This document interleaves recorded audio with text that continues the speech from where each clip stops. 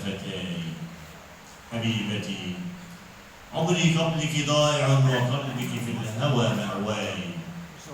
بحق ربي مما خلق هو يصنع قلوب الناس أم من اليهود أم من شيء لم نرى مثله في الملكوت. حبيبتي هل سأكتشف يوما أنك لست من البشر وأني كنت أعيش حلما في جنة القدر؟ حبيبتي أرجوك صارحيني ولا تخفي عني، أأنت حقيقة أم سراب تمنته عيني؟ فإذا كنت شيئا من هؤلاء فكيف لي أنا أحبك أكثر من كل حب البشر؟